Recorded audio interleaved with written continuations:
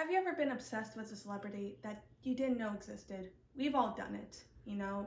Maybe it's a boy band you liked when you were younger, or maybe a celebrity who does something that you're really interested in, rocket science, acting.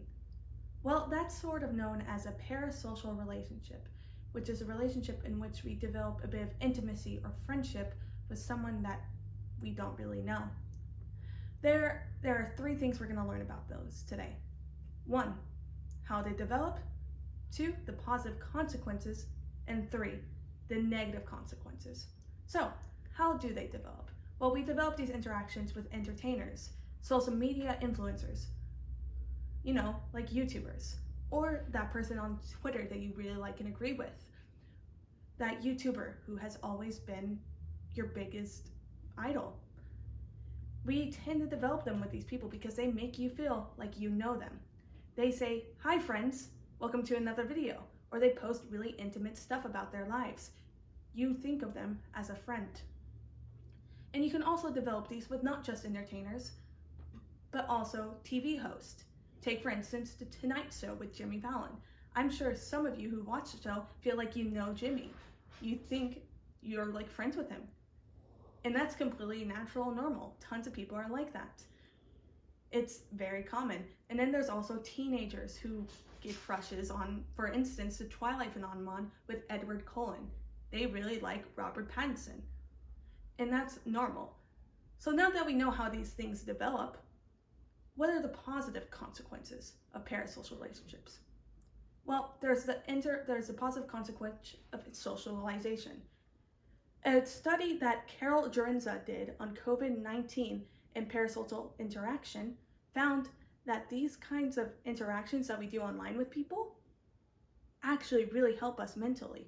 During the quarantine, where we don't really interact with people that much, we tend to be alone. We're inside. The outside world is kind of off limits. Going online and being able to interact with people, feeling like you're connecting with someone, is very important. And these parasocial relationships manage to do that. There's also the benefit of branching out, becoming more confident with yourself. Take for instance, me. I used to be a very shy kid, very not outgoing, but reading J.K. Rowling's Harry Potter books, it made me feel like I had a friend in Rowling. And later on, it did introduce me to some real friends in real life that also liked Harry Potter. We got on because of the series. And then there's also the benefit for celebrities. They are really benefiting from us connecting with them. Again, with J.K. Rowling and the Harry Potter series, I do not need the trivia series of Harry Potter. However, I bought it. I felt like I wanted to support J.K. Rowling. She was relatable to me at the time.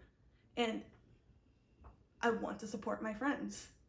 Even though we aren't obviously friends, it's something that happens with a lot of people. Take for Wendy's with the relatable Twitter post. People started eating there more.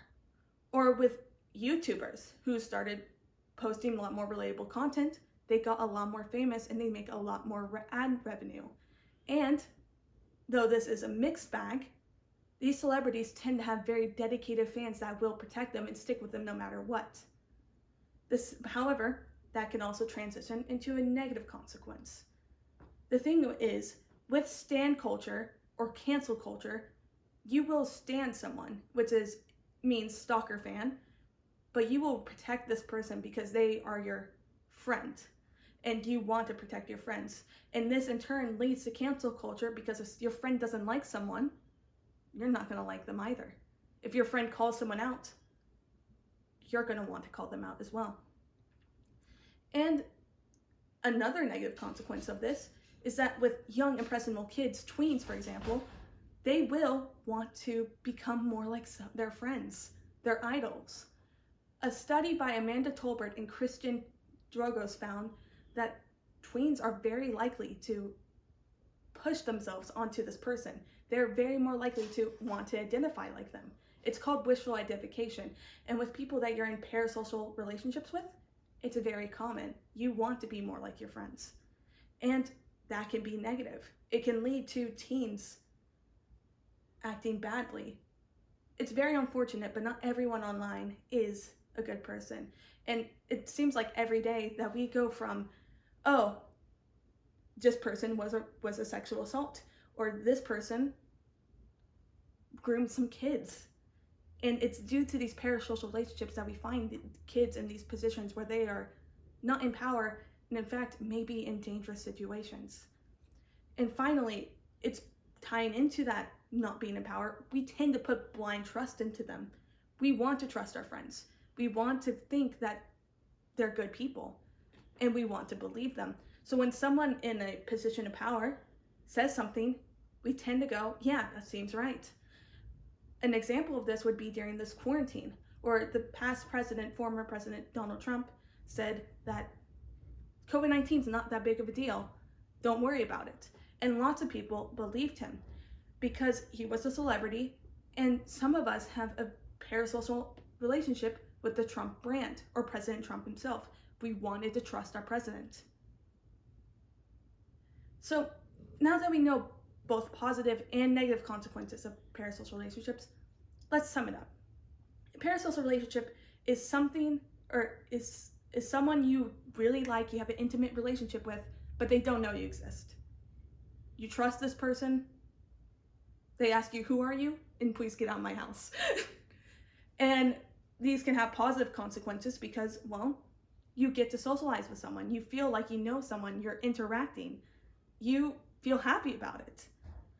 But we can't forget that these also have negative consequences. Teens might identify with the wrong people. You might find your kid is meeting someone online because they trust them. We have to keep in mind that we put blind trust into these people that we don't really know. So the question I pose to you is, are parasocial relationships good? Do the positives outweigh the negatives?